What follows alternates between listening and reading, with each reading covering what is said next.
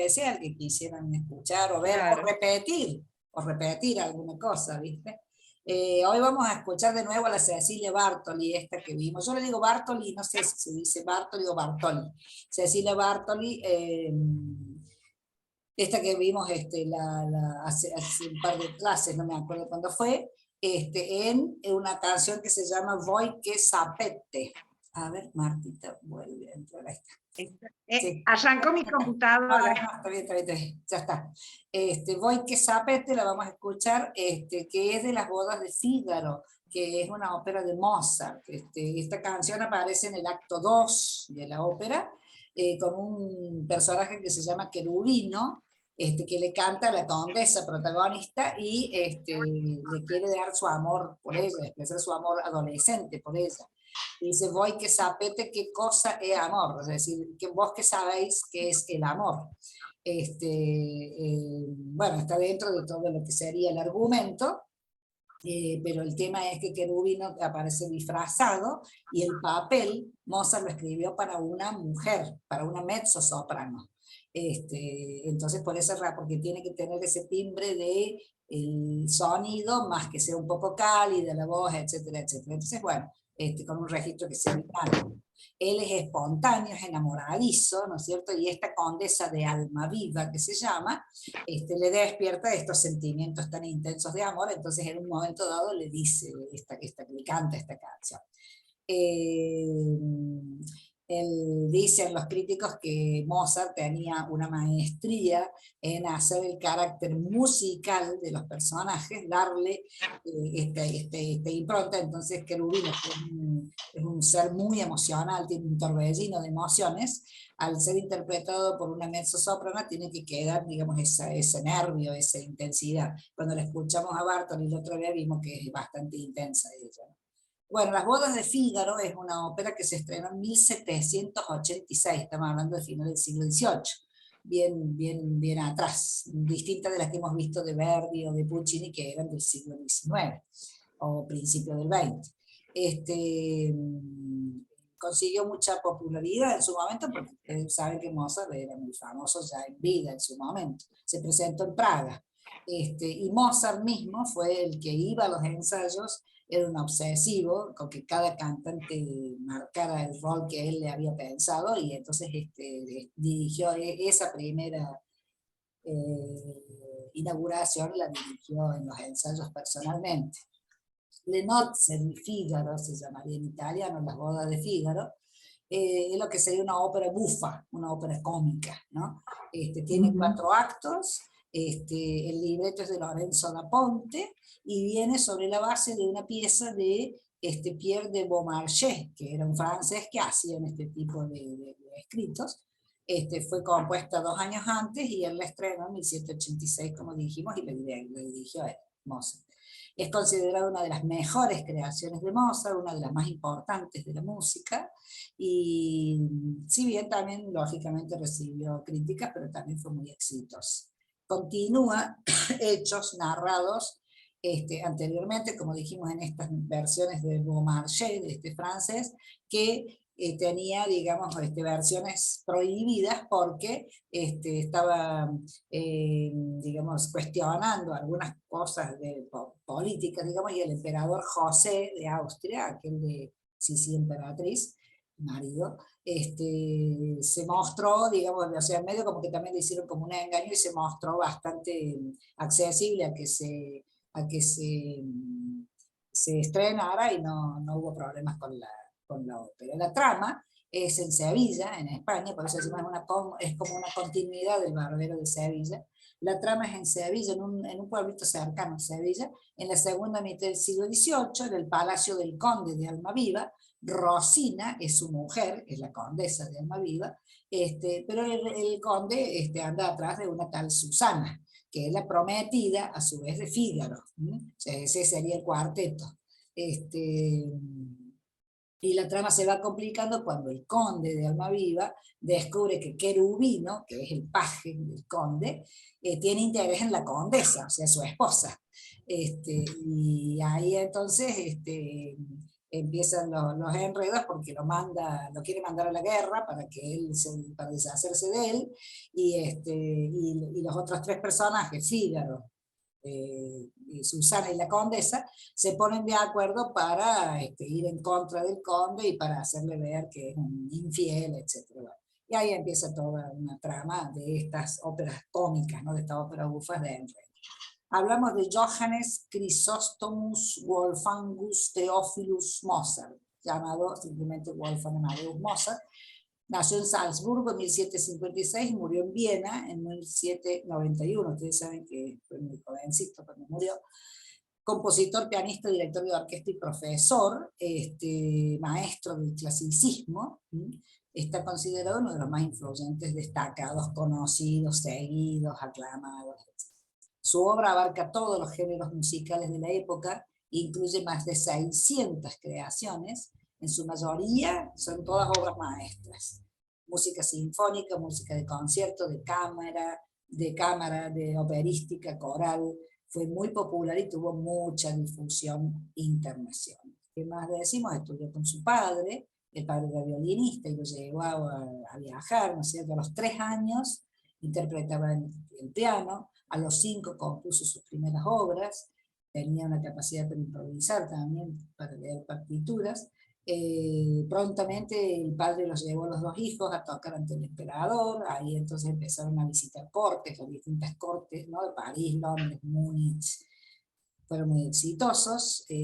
Mozart va a conocerlo a Bach en ese viaje.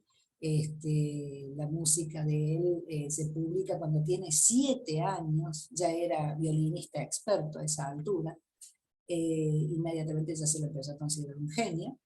Escribió su primera ópera a los 12 años y fue designado director del concierto del Príncipe de Salzburgo. Bueno, no la voy a tener más. Bueno, estuvo también en Roma, estuvo en la Capilla Sixtina, interpretó obras allí. Se casó con Constance Weber en 1782, tuvieron 6 hijos, solamente 2 sobrevivieron. Conoció él la obra de Handel y de Bach, como dijimos, y él se ganaba la vida como profesor. Su esposa también era cantante. En 1784 ingresa en la masonería como aprendiz y prontamente va a ser maestro. También Haydn había entrado en una logia y fue Mozart el que lo llevó personalmente. Él era muy libre para trabajar, o sea, iba a donde le convenía, no tenía, digamos, ningún puesto que lo tuviera enredado, pero José II lo contrató como compositor. Las obras más famosas, las bodas de Fígaro, la sonata para piano, el concierto para piano 21, la sinfonía número 40, que se hizo muy popular acá de la mano de aquel pianista que ahora no me voy a acordar, pero bueno, que popularizó mucho la música clásica, la flauta mágica, la misa de Requiem, y bueno, como dijimos, la boda de Fígaro. Bueno, ahí lo dejamos. Y murió en Viena en diciembre de 1791. Se cree, a partir del año 2002, gente estuvo investigando, se cree que murió porque comió unas costeletas de cerdo que incluían la triquinosis famosa, y que eso le produjo una infección que pudo haber sido la causa de la muerte. Su esposa vivió 50 años más, y hasta su muerte, la muerte de ella se casó de nuevo, pero se dedicó a viajar y a promover la música de Mozart y preservar su legado. Organizó conciertos, publicó sus últimos trabajos y escribió además una biografía de Mozart, o sea, de primera mano, ¿no? O sea, de la esposa. Y a veces estas cosas son las que hacen que se pueda conocer, ¿no? Como pasó con Van Gogh, que su cuñada fue la que, si no hubiera sido por el trabajo de ella intenso, que se dedicó a recolectar la obra y a mostrarla y a promoverla, capaz que no sabemos qué hubiera pasado, ¿no? Y esta mujer también tuvo, a pesar de que él era famoso, pero ella se dedicó a promover y tuvo muchos años después para poder promover. Así que bienvenida sea ella. A todas estas obras de, por ejemplo, Verdi, que hacen mucha historia, ¿no? O sea, de hechos históricos, cómo hacían una mucho más potente, más intensa, y clásico, el clasicismo de Mozart, como es más más pausado, más Pausado. tranquilo, ¿no? Se nota la diferencia de la música. Y la Bartoli, que tiene esa cara realmente que le ayuda para todo, porque me encanta la expresividad que tiene y la voz, por supuesto. Bueno, chicas, vamos a seguir entonces con lo que no pudimos el otro día, eh, que, que fue, a ver, acá estamos, están viendo, ¿no? Sí, ustedes, yo las veo. Bien. Sí, sí. Lo que había comentado el otro día es que hacemos una, ahí está, hacemos un raconto de pintores, una suma de pintores de los que pululan tantos hay en esta franja. Después de este 480, cuando ya pasó este 580, vamos a ver un poquito hoy el cúmulo de ellos, o sea, varios nombres de ellos, para abocarnos las clases que nos quedan específicamente, bueno, Leonardo, Rafael y Miguel Ángel, que si bien se sabe mucho, lo vamos a ver el raconto general. Ya saben la periodización de esta etapa, ya vimos, ¿no? Bien clarito, o sea, lo que vemos ahora es todo lo que ya empieza a aparecer como manierismo, 580 y manierismo. Vimos los de la primera generación del 480, los de la segunda generación del 480, esto lo pongo para que les quede aquí en el mismo raconto, y de lo que es 580 y manierismo, que lo hacemos en un solo paquete, digamos, estamos hablando siempre de la zona de Italia, ¿no? En general se los trabaja como por escuela, así como vimos, se acuerdan en el anterior, la escuela de Siena y la pintura florentina, aquí sigue apareciendo la escuela de Florencia, que sigue trabajando en el color, en todas estas presencias de los señores, y después la caída y la suba de los papas, eso ya lo hemos visto, y lo que me interesa es que pongamos los nombres, después de Fray Bartolomé, que ya está mucho antes, estos son los que vamos a ver ahora un poquito. Andrea del Sarto, que trabaja mucho el color, que es precioso, Jacopo Pontormo, Agnolo Bronzino probablemente lo hayan visto mucho en museos, en el Prado tiene obra, Rosso Fiorentino, que tiene una característica que lo vamos a ver hoy, Francesco Mazzola, que en realidad se le llama el Parmigianino. Después está la escuela de Roma, Miguel Ángel y Rafael, los popes, ¿no es cierto? Que es lo que vamos a ver un poquito las otras clases que faltan. Es tan fuerte el trabajo de ellos dos, que es muy característico, es muy propio, ¿no es cierto? Pero aparecen en estas tendencias Sebastiano del Piombo, ustedes lo van a ver, Giulio Romano, que ahora vamos a ver, y Parmigianino también participa aquí, Daniele Volterra, Federico Zúcaro y Barocci. Cada uno de estos tiene una característica que la vemos hoy rápido. Como para que les queden los nombres, si ven por ahí obras y demás, sepan que toda esta gente convivió en esta misma época, todas juntas, y hay más todavía. Cuando aparece la Contrarreforma, después del Concilio de Trento, que ya vamos a finales del siglo de 1500, muchos artistas, entre ellos Tiziano, va a empezar a trabajar para la ideología, digamos, para sostener esta ideología diferente, y aparecen algunas cuestiones. Ahí lo vamos a ver a Volterra trabajando sobre los desnudos, a Zúcaro y a Barocci, que es lo que habíamos hablado. Y está por otro lado, como siempre hemos hablado, la escuela veneciana, ¿no es cierto?, que se caracteriza sobre todo por el uso de la luz y del color, es diferente, aparecen otras cuestiones técnicas, y el grupo de artistas van a ser Giorgione, que es donde inicia la escuela veneciana, el que marca rumbos, no inicia, sino que marca rumbos, Tiziano, como el gran intérprete, ¿no?, el gran artista de esta época, Tintoretto y el Veronés, el llamado el Veronés. Entonces eso es como para que vean en Italia lo que iba sucediendo y la cantidad de nombres importantes, son todos nombres importantes, la verdad, y cada uno tiene obra característica. Entonces hoy le vamos a dar un pantallazo a todo ello. Ya habíamos hablado de que esta era la parte 480, Leonardo, Miguel Ángel y Rafael son digamos, los tres que aparecen post 480, aparecen en esta etapa de 1500, y Giorgione, Tiziano, Veronese y Tintoretto son los que van a aparecer en la escuela en Venecia. Bueno, todo esto ya lo habíamos visto, aquí los tenemos a los tres. Leonardo da Vinci, esto, bueno, el otro día lo vimos, nació en 1452, murió en 1519, en Francia, él se va a ir a Francia. Buonarroti o Miguel Ángel nació en 1475, o sea, 20 años después, ya lo habíamos dicho, murió en Roma en 1564, vida longeva, ¿no es cierto? O sea que tuvo la suerte de poder trabajar mucho y tener mucha obra dentro de toda su genialidad también. No así Sanzio, Rafael Sanzio, o Rafael solo, nacido en Urbino, que nació posterior, ¿no es cierto?, en 1483, 10 años después, va a morir en Roma en 1520, muere muy joven, entonces no alcanzó, digamos, desarrolló muchísima obra, aún habiendo muerto tan joven. Los otros nombres, Tiziano Vecellio di Gregorio, o simplemente Tiziano, va a morir en 1576, o sea, también fue muy longevo.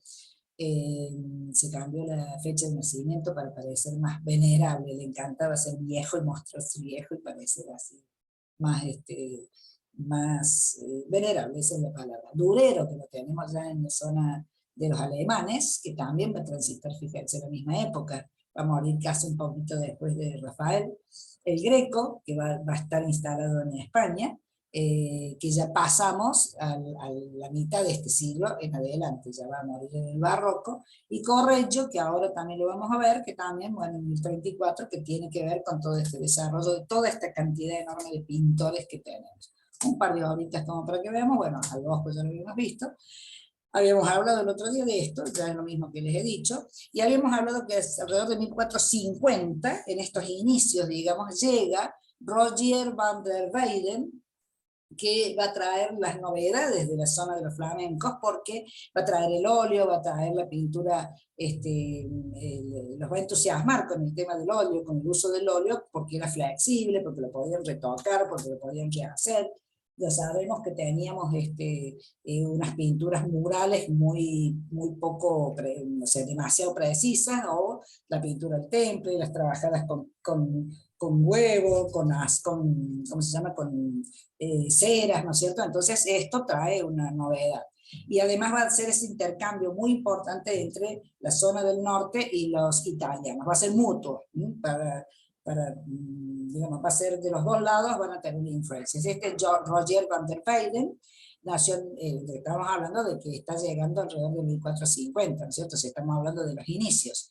Y lo único que habíamos traído, digamos, esta obra, El descendimiento de la cruz, que es muy conocida, pero que nos trae la diferencia de que si bien es parte de un retablo y trabaja con los dorados de fondo, ya trabaja una volumetría a los cuerpos y un realismo que sale totalmente de lo que es la pintura del momento en el que él pinta. Esto está en el Museo del Prado. Entonces, estas obras que trae, habíamos visto este tema de las lágrimas, de cómo este realismo que incorpora es muy fuerte, y desarrolla también el retrato con mucho realismo y volumetría, que para el momento es una diferencia. Entonces, todo eso se vuelve, Magdalena leyendo, es otra de las obras de él, se vuelve influenciado, viene a influenciar a los del sur, a los de Italia, ¿no? Adoración de los pastores, es Hugo van der Goes también. La familia Portinari, por ejemplo, Portinari era un empleado de los Medici, entonces ellos viajaban por cuestiones comerciales, eran tan poderosos los Medici que viajaban por cuestiones comerciales a la zona del norte de Europa, y allí es donde a su vez encargan obra. En este caso, Portinari va a encargar a Hugo van der Goes esta obra, que es una tabla, es una de las tablas, ¿no es cierto? Esto está compuesto por varias, la adoración de los pastores, que cuando llegue, esto está en los Uffizi, fíjense la diferencia de escala, el problema de escala que hay, ¿no? Estos personajes de un tamaño, el niño que es demasiado pequeño, es decir, al margen de todas esas diferencias que es muy del norte de Europa, este tipo de pintura, esto va a influenciar en el armado, en la composición, a los italianos. Y vamos a ver que, por ejemplo, este mismo Portinari encargó 2 o 3 obras de esta, y va a influenciar a Filippino Lippi, a Botticelli y al mismo Leonardo. En esa línea, Domenico Ghirlandaio había hecho, ¿no? Ya lo habíamos visto, este retablo para la Capilla Sassetti, donde hace una adoración de los pastores también, donde incorpora paisaje, incorpora perspectiva y personajes que tienen que ver con esta pintura flamenca, que inclusive incorporó su propio retrato, Ghirlandaio. O sea, es como que toman lo que traen los del norte y lo mejoran, ¿no es cierto? Y además le trajeron innovaciones técnicas. Por eso volvemos un poquito atrás de todo este tiempo, porque van a ser influenciados todos ellos. Aquí volvemos a tener, bueno, la lista de los nombres en general, donde en el periodo manierista, algunos autores específicamente incluyen a Miguel Ángel por un lado, porque realmente él es tan talentoso que va a influir en todo, a Pontormo, Parmigianino, Bronzino y Tintoretto, que vamos a ir desarrollando. Los 3 nombres, Leonardo, Miguel Ángel y Rafael, los voy a pasar rápido ahora, nada más que por una cuestión de que, bueno, están en este periodo y son ellos 3 únicos, ¿no? Ya habíamos visto cómo como Leonardo venía trabajando, ¿se acuerdan? En el taller de Verrocchio, que había cuadros que tenían pintura de él y demás, como de irse formando, irse armando. Como ya dijimos, nació en Vinci, en Toscana, va a morir en Amboise, en Francia, en 1519, porque fue llevado por el rey. Bueno, sabemos también que es el modelo del sabio renacentista, el hombre renacentista por antonomasia, porque además de pintor era investigador, era un hombre muy práctico, además. Todas las disciplinas, ¿no? Teóricas las conocía, las investigaba, las desarrollaba, ya se conocen toda la línea de su cantidad de experimentos. Se formó en Florencia, como dijimos, en el taller de Andrea del Verrocchio. Ahí va a iniciar sus primeros pasos. Después se va a ir a Milán y va a estar bajo la esfera de Ludovico Sforza, que era el gran señor, ¿no es cierto?, de Milán, y cuando se va a Roma va a estar sobre la línea del Papa de Julio de Médicis. Practicó las 3 artes plásticas, o sea, hizo también escultura, hizo pintura, pero no se conservaron ni esculturas ni edificios, se conservaron sí bocetos, dibujos, escritos, pero no los trabajos propiamente dichos. Es la diferencia con el gran Miguel Ángel también, ¿no? Que sí, como íconos del Renacimiento, practicaron las 3 disciplinas, ¿no? Algunas de sus obras, la Anunciación, la Virgen de las Rocas, la Santa Cena, la Última Cena, la Virgen de Sant'Anna, la Adoración de los Magos, el retrato de Ginebra Benzi y la Mona Lisa o Gioconda, que es, digamos, el icono más conocido. En el área de la pintura, Leonardo hace el tránsito del 480 al 580. Acuérdense que él empieza con Verrocchio, muy cuatrocentista, y ese tránsito está en la imagen de él. ¿Por qué? Porque él va a hacer técnicamente cosas, tiene poca obra, pero trabajó la técnica del esfumado, que cambia totalmente la pintura del 480, la va ablandando, la va dando más realismo, difumina el esfumato. El esfumato famoso de él es precisamente eso de quitarle la línea, como hacía Botticelli, que dibujaba todo el contorno. Él todo lo contrario, la difumina. Desaparecen los perfiles. Y entonces eso da luces y sombras, contrastes que dan profundidad. Tenía una técnica de dibujo espectacular, se han conservado muchos dibujos de él, también usaba el color para dar profundidad, y los paisajes en general tenían esa atmósfera neblinosa que daba profundidad. Habíamos visto su anunciación, una de las anunciaciones, el tema de la anunciación ya hablamos que era un tema recurrente en el Renacimiento, y cómo él lo desarrolla apaisado, con este gran paisaje también muy, muy fluido, con los personajes y todo el trabajo del volumen de cada uno de los personajes. La Virgen de las Rocas, esta es una de las más famosas, conocidas, esta es la que está en el Louvre, hay otra Virgen de las Rocas, hizo 2 versiones, y la Virgen en Sant'Anna, es donde él trabaja mucho esto, la composición triangular típica del Renacimiento, es de lo que más la utiliza, y el claroscuro. Y con estos paisajes, fíjense, tan de él, ¿no? Esta imagen media así como no del todo definida, no hay líneas definidas. La famosa Il Cenacolo o La Última Cena, que ya la vimos, ¿no? Cuando estuvo acá bajo la órbita de Ludovico Sforza en Milán, porque esto está en la Santa María de la Gracia, aquel edificio que vimos que habían mandado construir, y que tiene esta obra maestra, digamos, en su interior. Ya hablamos de esto. Y la famosa Gioconda, o el nombre es Retrato de Mona Lisa del Giocondo, que vamos a desarrollar en las clases que vienen.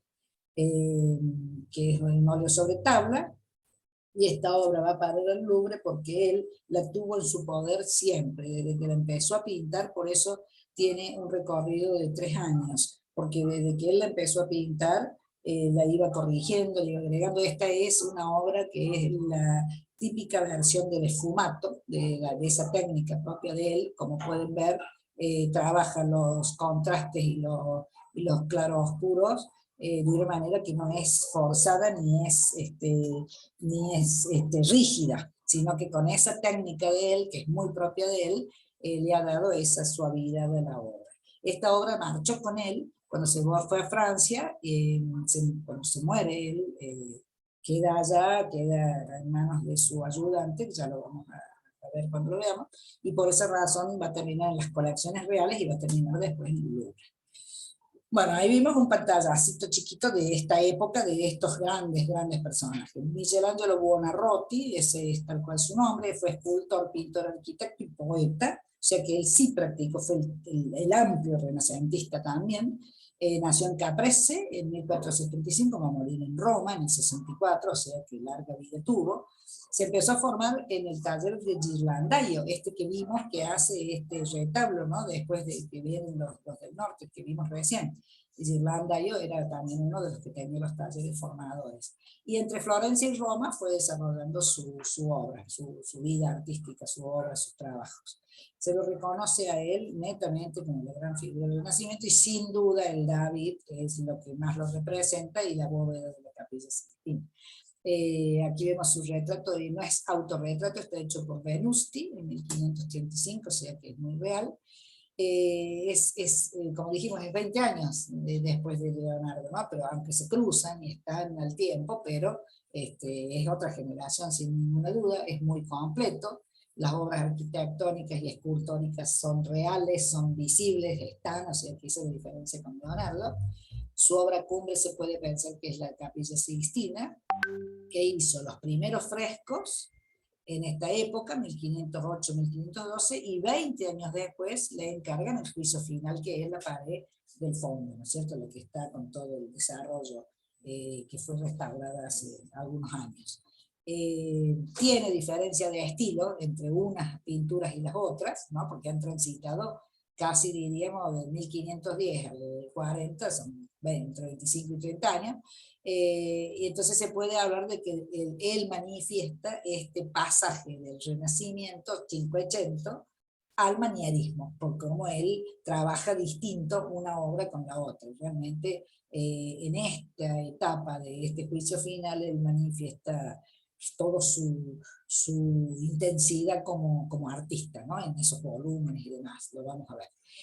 La influencia fue enorme, la influencia para los que quedaron fue inmensa, por el dinamismo que le daba las posturas, por los escorzos que hacía, sobre todo aquí, en este juicio final, por el ilusionismo que generaba, y todo eso lo transmite el manierismo, el barroco y a posteriori a muchos artistas, ¿no? La manera de dibujar esa volumetría de los cuerpos que tenía impactante. Bueno, una de las obras más famosas, ya lo hemos visto, el David, en mármol, una altura, una dimensión extraordinaria, y tiene que ver con el momento histórico también. Esto es al inicio del 1500, fíjense, vimos que el juicio final lo va a hacer casi llegando al 1540, o sea, 40 años después de haber hecho esta escultura. La evolución que tuvo Miguel Ángel fue extraordinaria.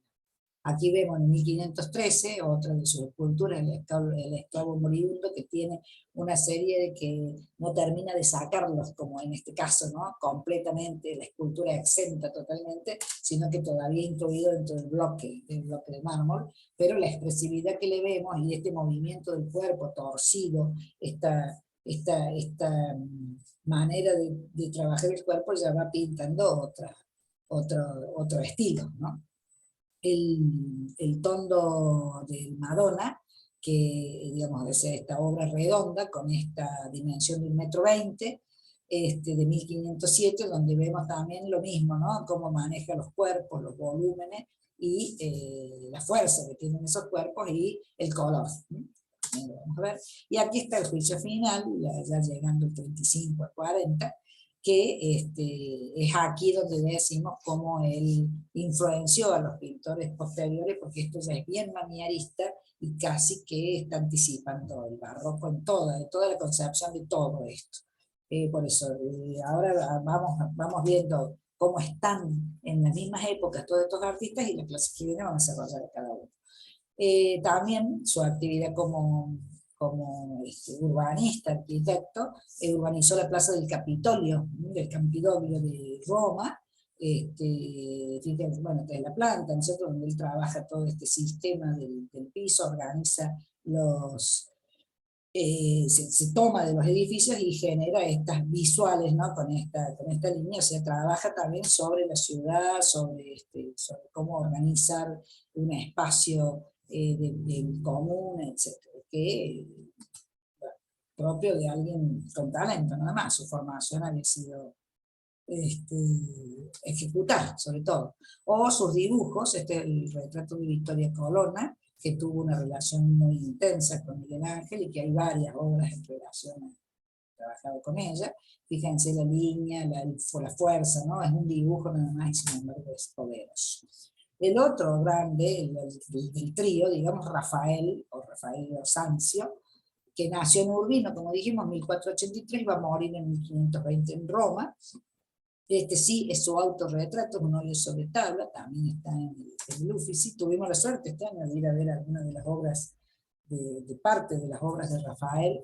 Era el más joven, representa, es mucho menos intenso que el dibujo o el trabajo de Miguel Ángel, ¿no? Es más equilibrado, equilibrio y orden, como pedía el Renacimiento, ¿no? Hizo mucha obra religiosa, hizo muchas Madonas, ¿no? La obra religiosa de Miguel Ángel, por ejemplo, fue sobre todo lo que hizo en la Capilla Sixtina y a su manera. En cambio, Rafael trabajó mucho con las Madonas, con sus vírgenes, ¿no? Marca las ideas clasicistas del humanismo, la mesura, la proporción, el ideal, la búsqueda de ese ideal, ¿no? Que lo vemos en la pintura que hace.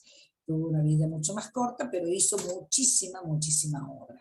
Es un ícono del Alto Renacimiento, como decimos. Su obra culmina el Alto Renacimiento porque Miguel Ángel va a pasar, al tener más edad y trabajar mucho después de los años que el saco de Roma, en el año 1527, marca un corte, ¿cierto?, en las etapas. Bueno, a posteriori Miguel Ángel sí sigue trabajando, Rafael ya había muerto, y Leonardo también. Entonces, él culmina esta concepción de lo que tenía que ser el Renacimiento, la mesura, la armonía, la proporción, etc. Él era hijo de un pintor. Cuando muere su padre va a ir al taller de Perugino, habíamos visto, ya lo vimos a Perugino en el 480, y habíamos visto cuando vimos la muestra de Miguel Ángel cómo le hacía a veces homenajes a Perugino.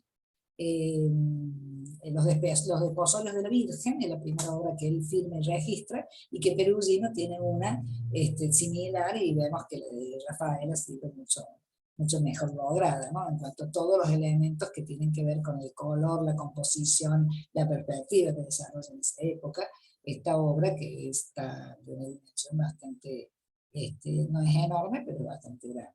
Ya también la analizaremos. Estuvo en Florencia y allí Leonardo, se conoce la obra de Leonardo, va a ser influenciado, le va a trabajar a esas vírgenes, empieza a trabajar la sonrisa, el modelado, ¿no? el claro oscuro que ya trabajaba Leonardo, y la composición triangular. También va a trabajar mucho con la composición triangular.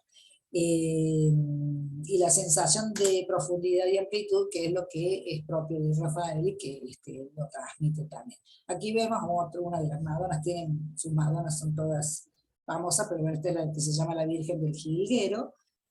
Ahí vemos el triangulito, nosotros siempre están los los dos personajes y la Virgen central, o sea, son una composición bien rígida en ese sentido, ¿no? Bien renacentista. Estas imágenes son las que lo hacían popular, pinta a la misma mujer de piel blanca, de cara tranquila, ¿no es cierto? La Bella Jardinera es una de las que más conocida, y la Madonna Sixtina. Esta es la Bella Jardinera que está en el Louvre. Como vemos, digamos, no modifica la situación, el paisaje externo, modifica el momento, pero esa calidez, esa impronta que le dio a la Madonna, serena, seria, pero amable, afable, es muy rafaelino, ¿no? Es bien de Rafael. Esta es la Madonna Sixtina, que está en Dresde, y que, bueno, la tiene como entronizada, y es grande también, es de 2,65 y una de las cosas más impactantes que tiene, más conocidas, más famosas, son los dos angelotes, estos dos que están ahí abajo, ¿no? En representación, o sea, siendo testigos de esta situación, la Madonna con el niño en brazos. En las anteriores siempre lo tiene como jugando abajo, lo tiene absolutamente sostenido en brazos. Estos angelitos son los más conocidos de este cuadro, son famosos, se han utilizado, los habrán recontravisto, porque ¿quién no ha tenido alguna vez alguna representación de estos angelotes, ya sea en distintas formas, en tarjeta, en algún cuadrito, en alguna cosa, hasta el día de hoy, ¿no? Son putti, puto es el nombre de estos angelotes, porque no son eros, ¿no? O sea, no son los pequeños eros que vemos a veces en otros cuadros, sino que son los putti, estos que son los angelotes que acompañan a las situaciones estas religiosas. Y la verdad que Rafaela, estos dos que han sido reproducidos hasta el cansancio, les ha dado una impronta angelical, vamos a usar, realmente creo que es único, o sea, uno reconoce a Rafael en esta pintura, por ejemplo, ¿no? Ha logrado la mirada, la expresión, los dos mirando hacia la Virgen, las nubes, los cuerpos, los volúmenes, las alitas, todo, ¿no? La verdad que por algo han sido tan reproducidos. Ese ve de Roma, fíjense, 1508, 1503 al 4, Miguel Ángel está haciendo su David. Y ahí va a encontrar la obra de Miguel Ángel. Va a conocer la Capilla Sixtina, él va a trabajar también allí, y va a trabajar en las estancias, las famosas estancias de Rafael en el Palacio Apostólico en el Vaticano. La más famosa, la Escuela de Atenas, donde, bueno, es enorme, de 5 por 7,70, muy fresco, donde él va a aprovechar para incluir en una situación donde están los grandes filósofos, ¿no es cierto? Por eso es la Escuela de Atenas, se está hablando de filosofía y de este neoplatonismo que es lo que manejan los del Renacimiento en ese momento, y que además adoran y es parte de su filosofía de vida. Aquí va a incluir a todos los conocidos, los pintores, está Miguel Ángel, está él mismo está exactamente aquí, ahí está su autorretrato, esa imagen es la de él, y bueno, lo vamos a ver también. Es la reunión de los sabios atenienses, ¿no es cierto? En un ambiente aparte que no es de Atenas, ¿no es cierto? O sea, porque acá ha metido, o sea, esto es real, este arco es parte de la estancia del lugar, ¿no es cierto? Porque por eso tiene este corte aquí. Y esta pintura, digamos, está dando profundidad en esta, o sea, ha centrado las dos imágenes allí, los dos sabios, en un decorado de tipo bien renacentista, ¿no es cierto? No tan de la Grecia clásica. Pero bueno, eso ya sabemos que era muy típico de la época. Por ejemplo, Heráclito es Miguel Ángel, ¿no es cierto? Y su retrato está, como dijimos, al lado de Perugino. Lo vamos a analizar. Otra obra de él, famosísima, esto está en el Museo del Prado, el Cardenal, que tiene cuando yo les voy a darle el acercamiento a esta obra, y realmente el trabajo del rojo y del contraste del claro oscuro es la textura de la tela, el trabajo de los botoncitos, esto tiene, además de técnica, tiene fuerza, simplemente una figura, pero bueno, es un retrato famoso por lo impactante, ya sea del uso del color y del claroscuro. Su Virgen de la Silla, creo que esta la habíamos visto, estaba en la muestra que fuimos a ver en la legislatura, que es redonda, ¿no? Es un tondo y es la Virgen en la silla, que es una mujer que él encuentra, ¿no es cierto?, de camino, y aprovecha para que esa imagen con el niño y el San Juan le incorpora. Fíjense la diferencia, ¿no?, del uso de las vírgenes de los anteriores a esta imagen tan sencilla, tan simple, tan humana, tan cercana, ¿no? Eso es lo que él logra. Él pintaba con todas las técnicas de los pintores conocidos, por ejemplo, la técnica que tenía Perugino cuando usaba los colores luminosos, el realismo de Ghirlandaio, la iluminación de Leonardo, el dibujo de Miguel Ángel, todo está unificado en la obra de Rafael. Y hizo de todo tipo de obras, hizo frescos grandes como la Escuela de Atenas, hizo retablos, hizo óleos, hizo pintura mitológica, hizo pintura religiosa y retratos, o sea que también el espectro fue grande. Tenía un taller importante, tenía gente trabajando con él. En algunos frescos, el que lo ayudaba era Julio Romano, por eso ya ahora pasamos a él. La sala de la asignatura va a tener un par de frescos donde lo vamos a ver trabajando. El incendio del Borgo, donde ya empieza a notarse con la simetría, por ejemplo, el manierismo, ¿no? La Transfiguración es otra obra que habíamos visto allá en la muestra, y también allí vamos a ver un Rafael que ya está transitando, avanzando en su técnica y en su obra pictórica, pero lamentablemente murió, ¿cierto? Entonces él va a llegar hasta esta línea.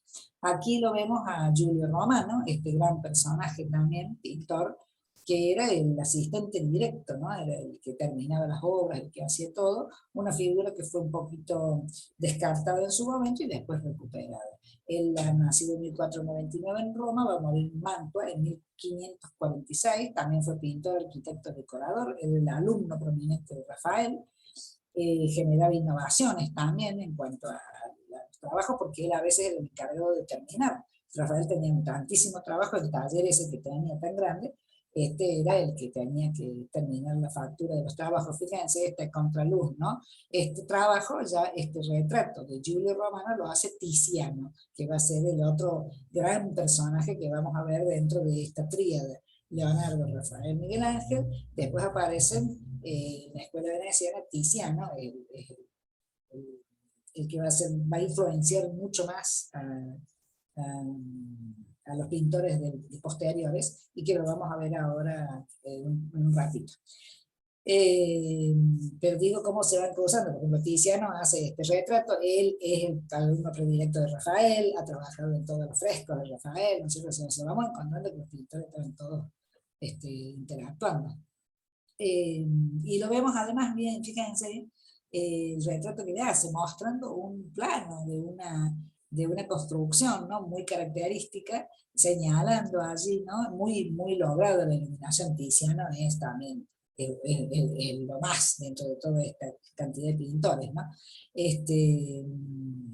Con su luz y su realismo y su color. Pero fíjense cómo lo marca, ¿no?, el personaje.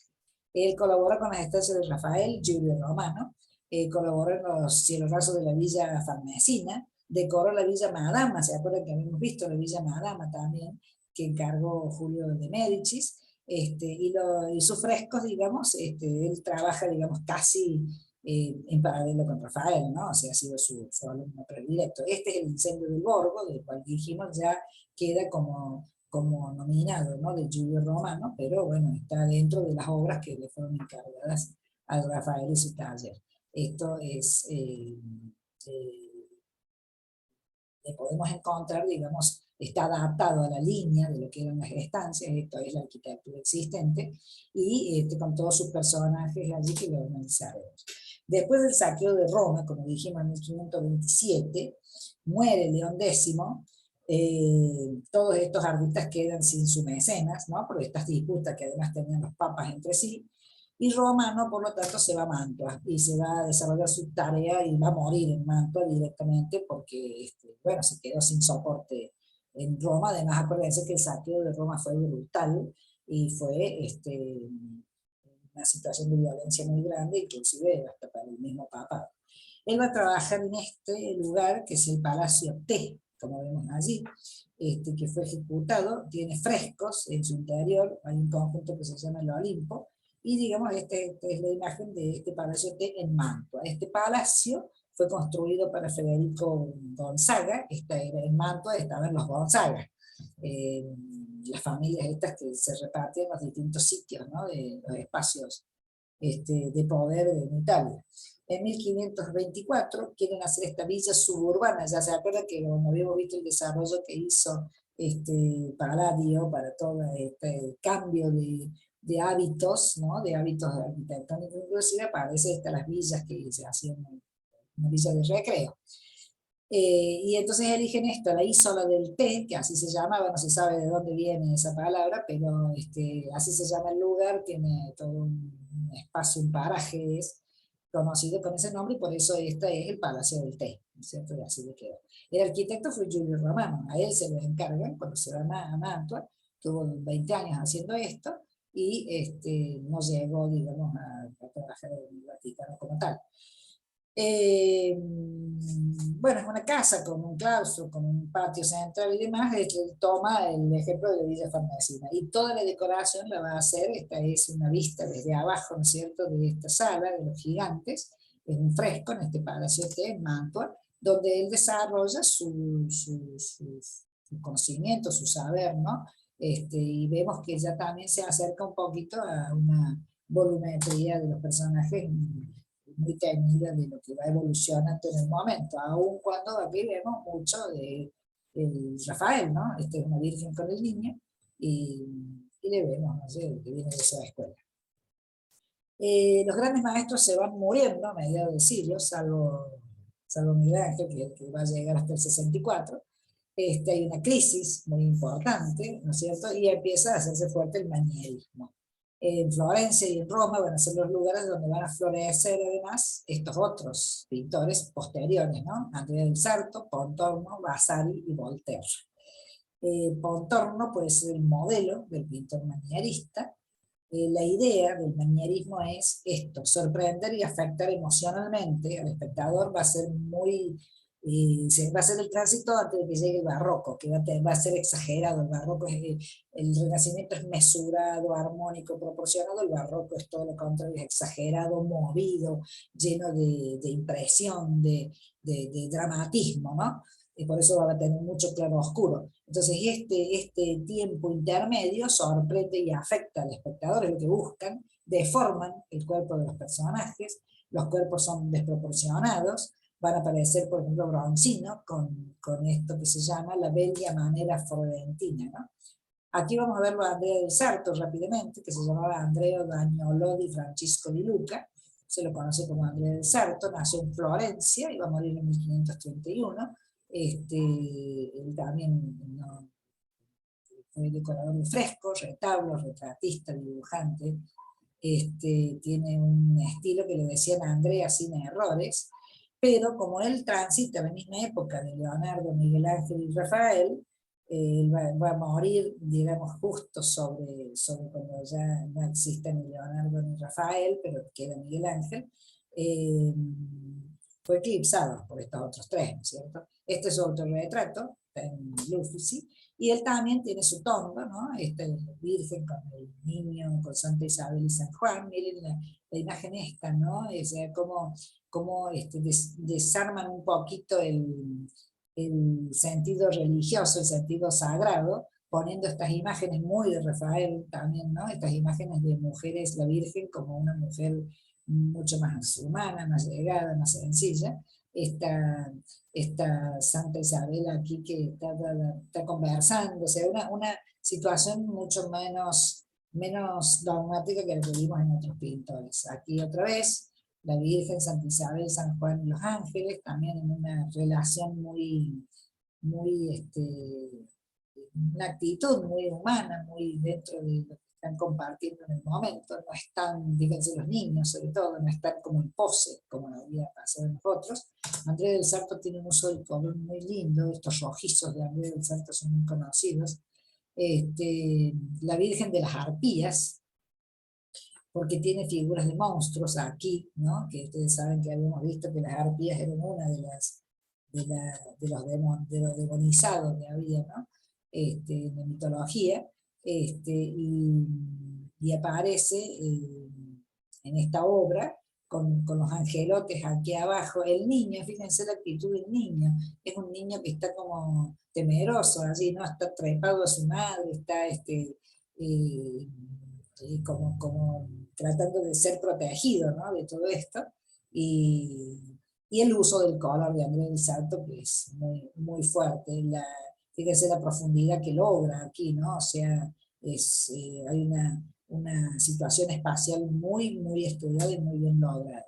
Aquí vemos, bueno, como dice aquí, tiene su madurez llega a la atmósfera de Leonardo, en la manera fuerte que de trabajo, fíjense aquí la fuerza de este brazo, ¿no? Y de las telas de Miguel Ángel, mantiene cierto clasicismo, la intensidad del color viene del trabajo que hizo en Venecia, es decir, él es un pintor muy experimentado, muy bien lograda toda su obra, pero bueno, como decimos, eh, vivió entre grandes.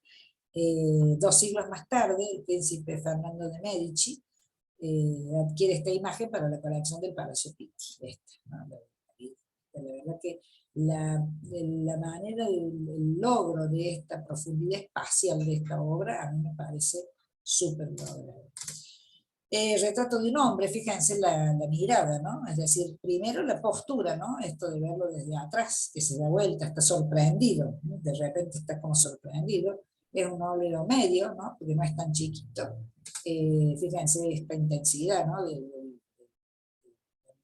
este personaje, esa luz puesta justo allí, ¿no? Donde no le ilumina la cara directa, sino que el reflejo del blanco es lo que hace que tenga fuerza sobre este rostro, ¿no? San Juan Bautista, otra vez vemos este uso del color tan fuerte, el rojo de Andrea del Sarto, que es muy parecido, no parecido, no, pero tiene algo que ver con Mantegna también, ¿no? Ese uso del color tan intenso. San Juan Bautista, un niño, como dice aquí, trabaja un personaje religioso con una postura heroica, ¿no? Es decir, si nosotros no le vemos ciertos atributos o cuestiones, no diríamos que es San Juan Bautista.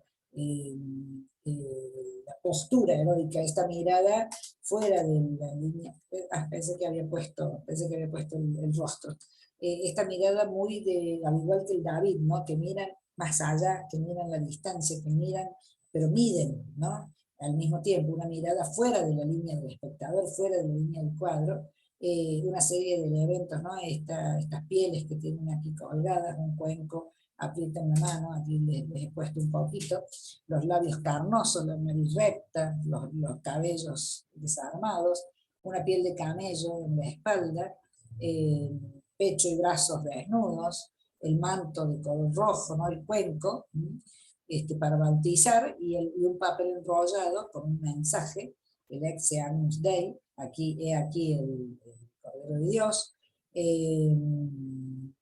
y una cruz de cañas de cañas atadas, ¿no? Muy simple. Es decir, que todo lo que ha elegido Andrea del Sarto para darle la naturalidad a esto es sorprendente, es emocionante, lo hace humano, ¿no? Y además tiene una gran maestría en el uso de la luz. Miren acá, esta sombra, ¿no? En el modelado de los cuerpos, en el contraste del fondo, muy logrado, me parece un pintorazo. El Santo es un pintor muy importante. San Juan con 2 niños, otra vez fíjense que los rojos no los pierde, con un poco de paisaje. Bueno, este es Andrea del Sarto. Andrea del Sarto transitó las mismas épocas, murió un poquito después, pero transitó las mismas épocas, muere antes que Miguel Ángel. Jacopo Carrucci, este es el famoso Pontormo. Ustedes lo van a ver como Pontormo, porque como nació en Pontormo, se lo conocía como Jacopo de Pontormo o solamente Pontormo. 2 minutos. En esta obra, El descendimiento de la cruz, se cree que este puede haber sido su autorretrato. A Pontormo lo vemos discípulo de Piero di Cosimo, de Leonardo. Él aprendió, digamos, también se incorporó al manierismo, a este otro formato, ¿no? Tuvo influencia de Miguel Ángel, de los nórdicos, y tiene un estilo muy propio. Ya fíjense cómo empieza a alargar un poquito la figura. Este es un retrato de un alabardero, que es una función, también va a trabajar con este sistema del claroscuro y del color. En estos 2 años, entre el 89 y el 2002, este cuadro específicamente fue el cuadro más caro de un maestro, viejo maestro, decimos viejo maestro por la época. Fue adquirido por el Getty Center en Los Ángeles por $35 millones, de aquella época. Después del 2002 ya hubo otra, o sea, la carrera del mercado del arte empezó a superar, pero fíjense que no es un artista, bueno, es un artista muy conocido, pero no es de los nombres que uno escucha de manera continua, ¿no? Este es el descendimiento de la cruz, donde vemos esa imagen que parece ser que él es, perdón, que es el autorretrato. Es un óleo grande, y es muy característico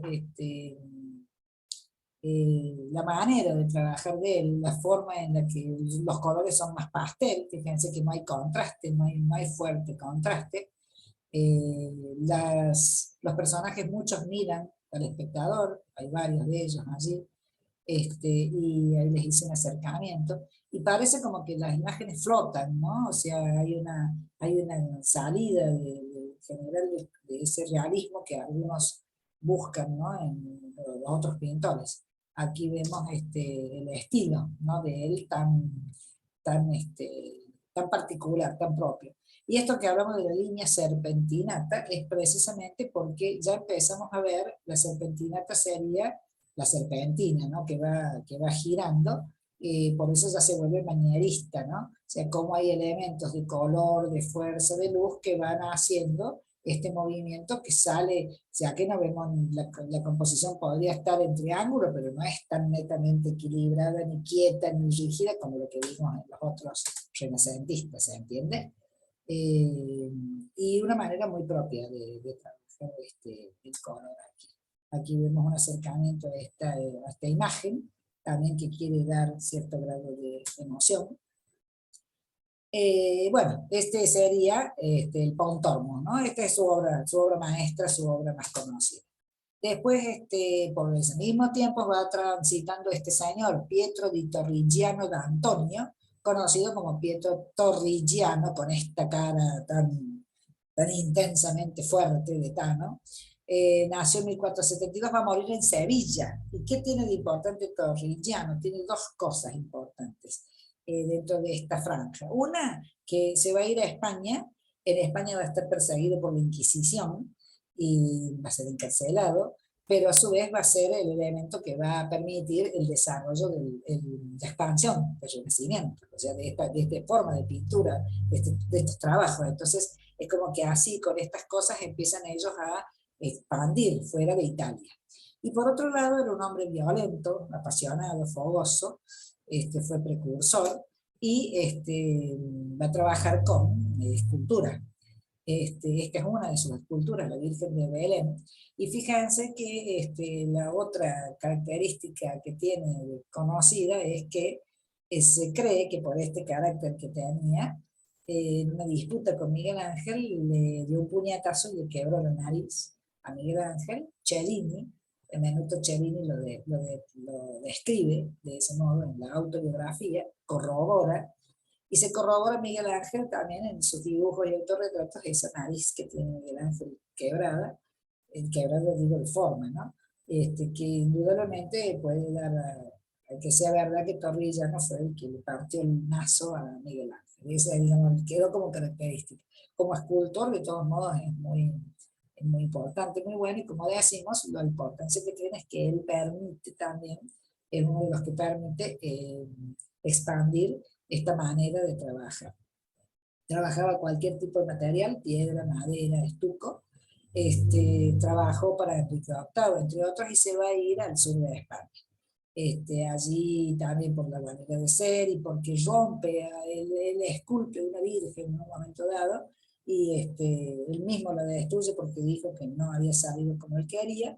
Entonces la Inquisición lo condena, y sus últimos días lo pasa en el Castillo San Jorge.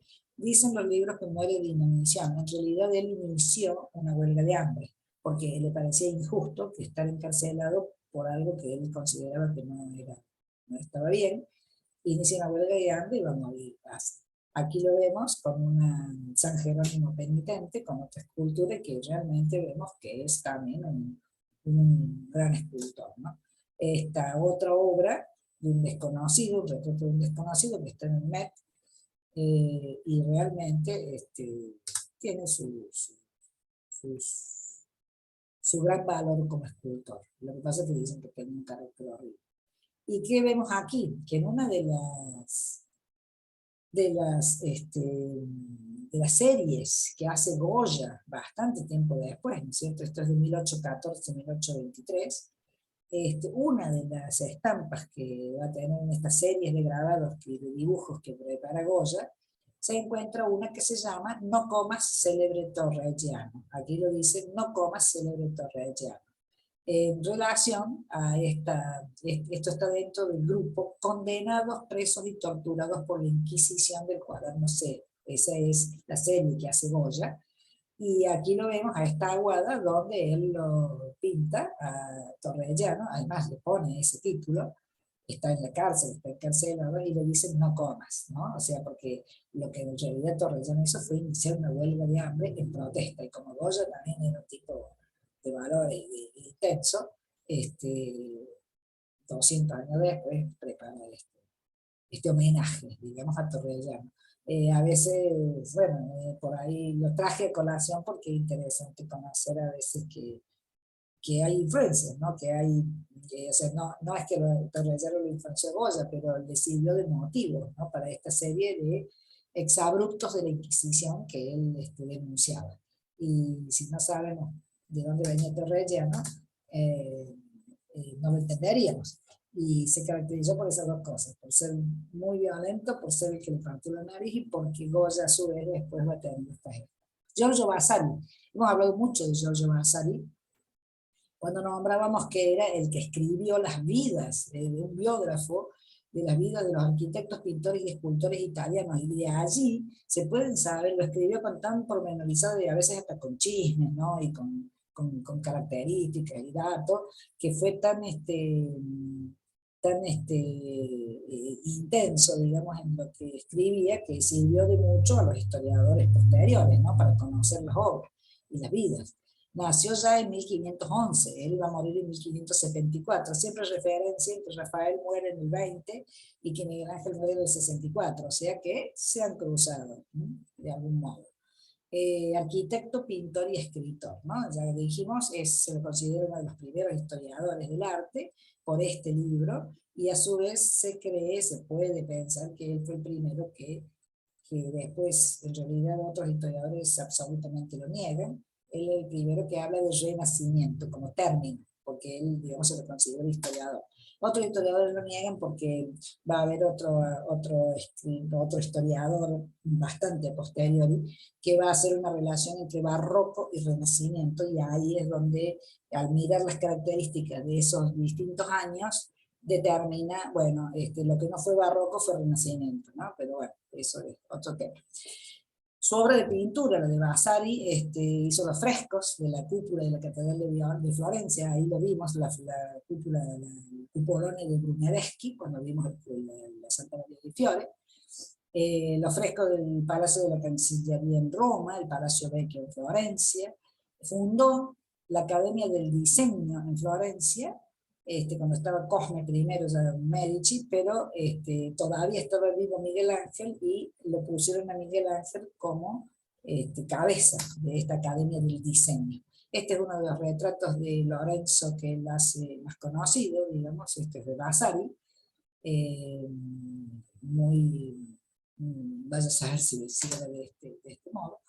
Y este es el Palacio Vecchio, con estas salas, con todos estos frescos que los pintó él. En uno de ellos, el matrimonio de Catalina de Medici, que fue reina consorte, ¿no es cierto?, de Francia, y bueno, para ellos era importante que estuviera exhibido allí, en este palacio. Y cuando vimos el juicio universal en la cúpula del Santa Maria del Fiore, que habíamos visto esto, que lo terminó Zuccani, otro pintor de esta época, que los hizo Vasari, todo este juicio universal en esta cúpula pintada en el interior de Florencia.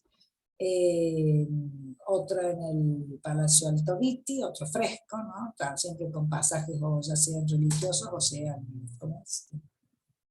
mitológicos. Y aquí vemos esta otra obra, Los 6 poetas toscanos, ese es el título, ya es de mitad de siglo, no es grande, es pequeño, pero justamente están los 6 poetas italianos, que no son, por supuesto, contemporáneos de él, ¿no es cierto? Esta podemos, digamos, estar absolutamente reconocer a Dante, ¿no? Porque lo hemos visto en otras, y además laureado, ¿no? Lo hemos visto en otras pinturas, lo vimos, la pintura que hizo Botticelli, esa tan preciosa, es el perfil de Dante. Reconocemos aquí a Dante, que lo pone casi en primer término, y están los Marsilio Ficino, que es el que trajo el neoplatonismo, el líder del neoplatonismo, Cristoforo Landino, Petrarca, Boccaccio, Dante Alighieri y Cavalcanti. Aquí lo podemos ver a Ficino, Boccaccio, Petrarca y Dante, y Cavalcanti aquí. Estas sillas trabajadas las vamos a ver después en muchas obras, se ve que eran muy comunes en la época. Ahí vemos un detalle de cada uno de ellos, de cómo él elabora esta obra, que seguramente es bastante fiel a lo que debe haber sido la fisonomía de todos ellos, supongo yo por lo parecido de algunos otros cuadros de otros autores que se ven. Sigamos un poquito más, Volterra, Daniele Ricciarelli, como nació en Volterra, era Daniele da Volterra, o se le dice directamente Volterra, va a morir en el 66, o sea, ya vamos avanzando un poquito más. Él ya es manierista, también es pintor y escultor, trabajó mucho con el apoyo de Miguel Ángel, y además sus diseños, muchas veces hizo diseños Miguel Ángel que ejecutaba él, ¿no? Esta es una ilustración que hace Giorgio Vasari en este libro, La vida de los artistas, lo pone Volterra acá, lo pone Daniel Ricciardelli.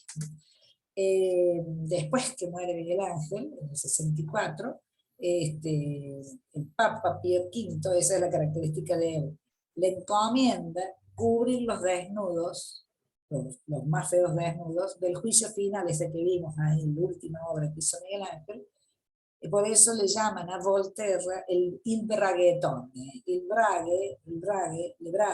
bregue, es la ropa interior, ¿no es cierto? Y entonces, como él le puso ropa interior a las obras, lo llamaron el braghetone. Y se la van a encomendar a él porque él trabajó con Miguel Ángel, ¿no? Antes de terminar esa tarea, él se va a morir.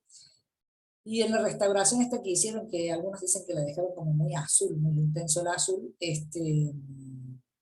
esas veladuras se eliminaron, ¿no? O sea, se volvió al original de Miguel Ángel. Y algunas otras no, pero bueno, es difícil después definir cuáles eran y cómo eran. Pero Volterra va a quedar, digamos, como que fue il braghetone que tapó los desnudos de Miguel Ángel.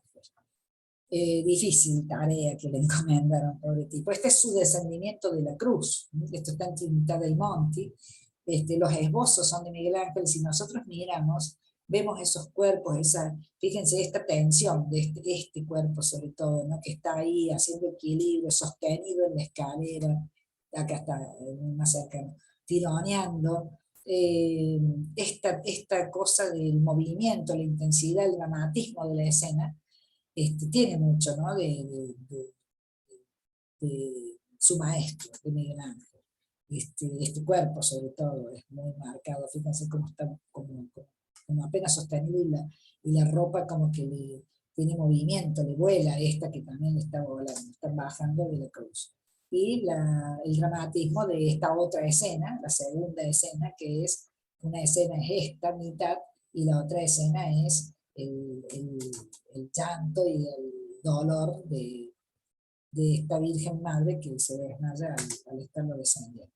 Y Daniel de Volterra ha hecho este retrato en un dibujo de Miguel Ángel, suponemos que también debe ser bastante realista, donde podemos ver esa nariz medio deformadita. Y bueno, y una característica de su rostro, ¿no? Como vimos en la otra pintura de otros artistas que hicieron su rostro. Bueno, Volterra tiene esa cuestión, ¿no? El reggaetón que le tapó los desnudos y su propia obra, y a su vez el dibujo de Miguel Ángel. Un retrato de caballero de Volterra, donde vemos también una característica muy propia de la pintura de esta época. El profeta Elías, fíjense, de nuevo, ¿no? Ese carácter de los cuerpos fuertes e intensos de Miguel Ángel, ¿no? La musculatura, la fuerza de la pose, del ropaje, el color, ¿no? Bueno. Pontormo Bronzino, habíamos hablado de Bronzino, también, no sé si es mucho, chicas, pero es como para que les quede lo general, ¿no? De estos nombres que ustedes van a los museos y los van a ir encontrando. Después lo miran de nuevo, lo ven de nuevo y se van a ir acordando. No es la intención de que se acuerden de cada uno, pero vamos dándole una característica como para que tengan una apertura, ¿no? a la cantidad de gente que hubo en esta época. Agnolo Tori, Angelo di Cosimo di Mariano, o Agnolo Bronzino, o directamente Bronzino. Nació ya en 1503, muere en 1572, es refinado, es más intelectual. Este es un retrato que hizo Agliori de él. Ingresa en el taller de Carrucci, Pontormo, el que hemos visto, o sea, estudió con Pontormo, le hizo su hijo adoptivo, colaboró con él. Los de la Rovere, que después van a tener un papa también, los de la Rovere, los llevan a trabajar a Pesaro, se va a quedar allí, va a decorar la villa del Imperiali con Francesco Maria de la Rovere, va a trabajar para los Medici también, y se va a encargar de esto, de la capilla de Leonardo Álvarez de Toledo. ¿Se acuerdan cuando vimos el palazzo de los Medici inicial? Cuando viene Leonardo Álvarez de Toledo, que es la esposa de uno de los Medici, que va a hacer los parques, la parte exterior de los parques y todo eso, bueno, esta es la Leonardo Álvarez de Toledo con la que va a trabajar Bronzino. Hace este retrato también muy conocido de Lucrezia Panchiatichi, es un buen retratista, vemos que ya habíamos alargando figuras, bueno, muy detallista, muy para lo que es el retrato, fíjense. Otro descendimiento, el de Bronzino, en este caso, esto está en el Museo de Sanson, en Francia, como cada artista le da. Fíjense, acá es la Virgen la que lo tiene en brazos, ¿no? No está ni desmayada ni caída. No hay otros que lo ayuden, están los angelotes en esta escena tan conmovedora del momento. Lo encarga Leonor Álvarez de Toledo para el Palacio Vecchio, que es donde ella se encargó de ampliar y de hacer todos los parques y demás. Y que les puse que ahora en este momento está en el Museo de Paul Getty. Buscando ayudantes va a trabajar con Rafael de Colle al morir, Pontormo, que era el que lo protegía y demás, terminó los frescos de la Basílica de San Lorenzo y después tomó parte de las actividades culturales en Florencia, fue también parte de esta academia de diseño que vimos que se inauguró y donde estuvo Miguel Ángel durante un año, y también participó de las exequias de Miguel Ángel, que justo muere al año siguiente. y va a morir al 72. Esta es una obra de Bronzino en el Palacio Vecchio, en Florencia, que es el que le encarga la Álvarez de Toledo, toda una escena, el pasaje del Mar Rojo, o sea, esto es todo real, y él incorpora a este lugar toda esta escena. Fíjense los cuerpos, ¿no? Cómo ya hay otro tipo de manejo, ¿no? De todo lo que es la escena en general, hay mucho dinamismo, mucho movimiento, ya no hay esta cosa tan medida que tenía el Renacimiento anterior. Y ahí va a aparecer Correggio, que Antonio Allegri da Correggio, que ya estamos por entrar al barroco, va a decorar una cúpula en Parma, esto ya estamos en la escuela de Parma, y va a aparecer Parmigianino como su discípulo. Este es Correggio, seguimos un ratito más, chicas, con dos artistas. Este es Antonio Allegri da Correggio, conocido como Correggio solo, nacido en Correggio, muerto en 1534, es de la escuela de Parma, y va a estar en la corte de los Gonzaga, y él va a estar dentro del área de la familia de Andrea Mantegna, que era aquel pintorazo que vimos, y va a tener un dinamismo que ya va a anticipar un poquito el barroco. Esta es la cúpula de la Catedral de Parma. Ustedes fíjense cómo estas pinturas de las cúpulas le daban trabajo, donde estuvieran los pintores, les daban mucho trabajo, ¿no? Porque tienen toda la decoración que tiene, y cada uno allí va a marcar su manera de ser. Esta es la obra maestra de Correggio, la Catedral de Parma, la cúpula de la Catedral de Parma.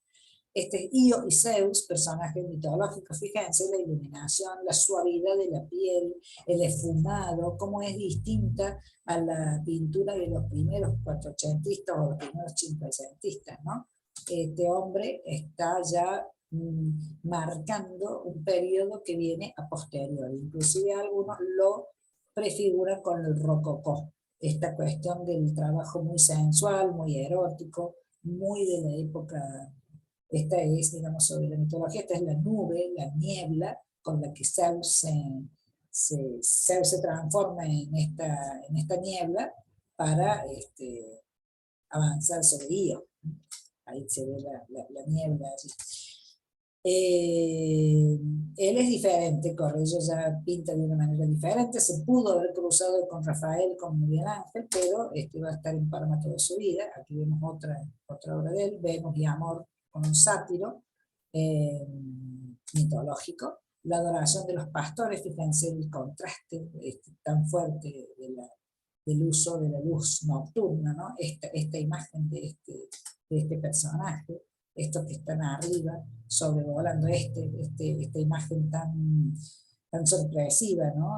Tan extraña, tan fuerte la luz, ¿no? Bien lograda la luz de la noche.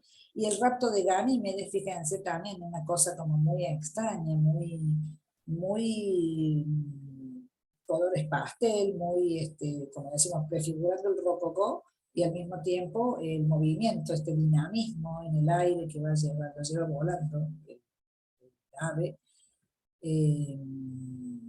El dinamismo que tiene ya prefigura un avance, ¿no? En la pintura. Lo vamos viendo, Ganímedes que nos está mirando de manera directa al espectador, tomado de allí.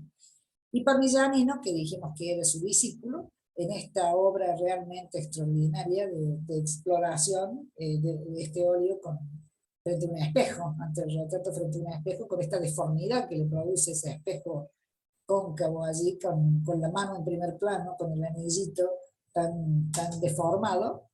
Se llamaba Girolamo Francesco Maria Mazzola, se lo dice el Parmigianino, porque nació en Parma, el pequeño parmesano, y es uno de los exponentes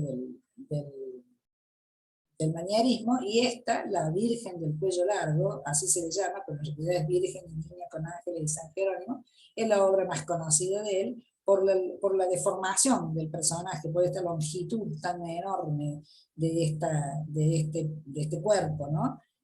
Como dijimos, en este sistema los cuerpos se deforman, se estiran. La intención del pintor es también afectar al espectador. Fíjense el cuerpo de este niño, también es longilíneo, enorme, es casi, como decimos, deformado, esta pierna también. Bueno, él también estudió con Correggio, como vimos, era muy experimental, era aficionado a la alquimia, murió muy pobre, se cree que la alquimia fue la causa de su muerte, porque parece que murió envenenado con 37 años, y bueno, y él lo que quería era esto, ¿no? Mostrar una belleza abstracta, algo muy artificial, volver un poquito, ¿no? Como a aquella armoniosidad de los primeros tiempos del Renacimiento, pero muy a su manera, fíjense que este cuerpo también está totalmente deformado, ese hombro enorme, el brazo largo, pero él se le atribuye también este retrato de Miguel Ángel, se lo considera, se lo ha encontrado y se lo considera, porque está dentro de los dibujos de Miguel Ángel, se lo considera que es así.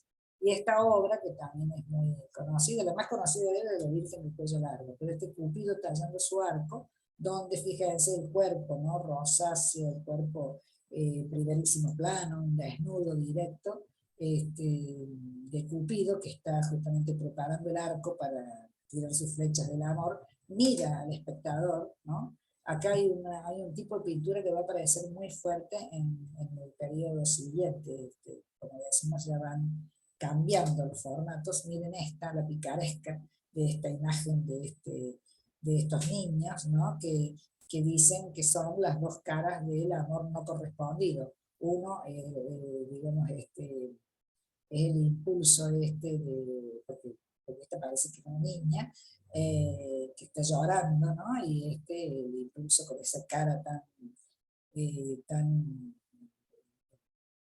picaresca, más que picaresca, es un poquito diabólica, ¿no? Un poquito fea. Lo vamos a ver en Tiziano, el amor sagrado y el amor profano. Aquí vemos otra obra muy pastel, ¿no? Muy iluminada, muy tenue, de Parmigianino, el retrato de Santa Bárbara, con un desarrollo del tipo de textura de las telas de estos paños. Y bueno, hasta ahí vamos a llegar para no aburrir. Nos quedan 2 o 3, nomás quería llegar a Tiziano, que lo vamos a desarrollar la clase que viene. Si quieren, chicas, ¿quieren que siga? Yo sigo, pero no sé. Si quieren que veamos uno más, veamos este que es el Sodoma. El Sodoma se llama Giovanni Antonio Bazzi, o Antonio de Bazzi, o Antonio Razzi, bueno, tiene todos esos nombres. Ya nació en Siena, nació en Vercelli, va a morir en Siena en 1549, y es el Sodoma. Primero va a estar en Siena, va a terminar los frescos del Signorelli, de Luca Signorelli, que lo habíamos estado viendo al inicio. Después se va a Roma y va a trabajar en la escuela de Rafael, en las estancias del Palacio Apostólico Vaticano. Rafael lo va a pintar, va a trabajar en la Villa Farnesina también. El Papa Julio, que cuando va a morir va a dejarse sin mecenazgo a muchos, le va a encomendar la estancia de la asignatura, va a trabajar en el fresco de Atenas, también en la escuela de Atenas, y su obra mayor es Las nupcias de Alejandro y Roxana en la Villa Farnesina. Se vuelve a Siena y allí va a hacer otros frescos. Este es su San Sebastián del Sodoma, se acuerdan que esta es una figura muy repetitiva en esta época, atado a un árbol. Su ex homo, o sea, es un formato de hombre de pintura también un poco alargada, un poco formación. Y es Las bodas de Alejandro y Roxana, se lo considera su obra máxima, que está en este fresco enorme, que es, como saben, Alejandro Magno y Roxana, detalladamente marcado con toda la imaginería del pintor, ¿no? En un contexto también muy particular. Como ya empieza la escuela es nada más que lo que decíamos del Sodoma, es para concluir que trabajó con Rafael, todos estos que eran del taller de Rafael que trabajaban con él. Y después ya vamos a pasar, compartir, vamos a pasar a la escuela de Venecia, donde lo vamos a encontrar a Tiziano. Muy fuertemente establecido Tiziano, es muy importante también. Lo voy a achicar un poquito, el próximo lo vamos a ver directamente en la Escuela Veneciana General y Tiziano, Pero bueno, como yo les dije en un inicio, el Renacimiento tiene, y me faltan más mujeres, y me faltan un montón, voy sacando gente, porque, bueno, por suerte fue una época donde se aglutinaron muchos talentos, ¿no? Se desarrollaron. Entonces, es lindo poder ver nombres que a lo mejor ustedes van a poder ir al UFIS, porque son todos en esos lugares, están en el UFIS, están en el Prado, están en el Louvre, o sea, no es que están desconocidos, sino que están en lugares importantes, entonces si ustedes alguna vez van y ven, los pueden encontrar. Chicas, voy a cortar acá, las despido, hasta la próxima, espérense que voy a ponerle el stop.